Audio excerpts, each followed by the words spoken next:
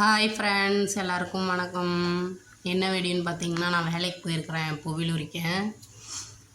அதான் வீடியோ எடுக்கலான்ட்டு. இதெல்லாம் உரிக்காத புவிலிங்க. இது வந்து காட்டிலேருந்து எடுத்துகிட்டு வந்து வெளியே அடுக்கி வச்சுருப்பாங்க. அடுக்கி வச்சு 15 நாளுக்கு அடுத்து உள்ளே எடுத்து வைப்பாங்க. அதான் புவியில் உரிக்க வேலைக்கு வந்தேங்க. இது வந்து கோல், ஏற்கனவே உரிச்ச கோல். இது உரிக்காத புவியில் காட்டிலேருந்து எடுத்து அடுக்கி வச்சுருக்குறாங்க.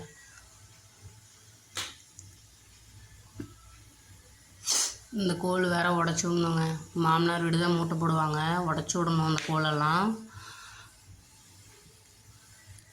இதெல்லாம் உரிக்காத பூவில் இதை தான் இப்போ எடுத்து நாங்கள் உரிச்சிட்ருக்குறோம். பாருங்கள், உரித்து வரிசையாக அடுக்கி வைக்கணும். ஒவ்வொரு சைஸ் ஒவ்வொரு மாதிரி 7-8 சைஸ் அடுக்கி வைக்கணுங்க. அடுக்கி ஒரு கைப்பிடி வந்தோடனே அதை கட்டி வச்சிடணும். மறுநாளுங்க கோல் காய வைக்கலான்னு வந்துட்டேன். இதெல்லாம் நேற்று உரிச்ச கோல், கொஞ்சமாக இருக்கிறதெல்லாம். இது ஏற்கனவே உரிச்ச கோலுங்க, 1 ஏக்கரா கோல். முக்கால்வாசி உடச்சி விட்டேன், இன்னும் கால்வாசி உடச்சி விடணும். இதை உடச்சி விட்டுட்டு நேற்று உரிச்ச கோலையும் உடச்சி விட்டு வீட்டுக்கு போயிட்டு சாப்பிட்டுட்டு மறுபடியும் புவியில் உரிக்க வரேங்க. வேலைக்கு வரணும்.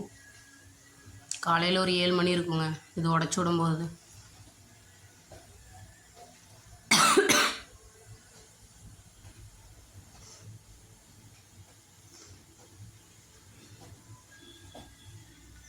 பாருங்கள், உரித்து அம்பாரம் வச்சது எப்படின்னு பாருங்கள். இதுதான் நேற்று உரித்து, இது ஃபுல்லாக நேற்று உரித்து அம்பாரம் வச்சது. அவங்களே காட்டுக்காரங்களே அம்பாரம் வச்சுட்டாங்க. அந்த சைடு இருக்கிறது ஏற்கனவே உரித்த கோல் வெளியே கிடக்குல்ல, அதோட புவியிலைங்க.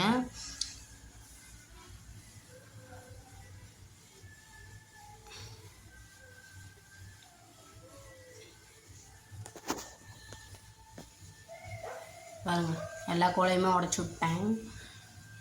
மறுபடியும் மறுநாள் வந்து மறுபடியும் கீழே இருக்கிற கோலெல்லாம் மேலே எடுத்து போட்டு ஒரு டைம் காய வைக்கணும். காய வச்சுட்டு அதுக்கப்புறம் வேலை முடிஞ்சுது, வீட்டுக்கு கிளம்புறேன்.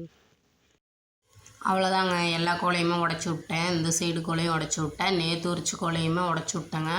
நேற்று உரிச்ச கோல் வந்து அப்படியே மொத்தமாக உடச்சி விட்ருக்குறேங்க. ரொம்ப பரவலாக உடச்சி விடாமல் லேசாக காஞ்சிட்ருக்கும்ல, அதுவும் அவ்வளோ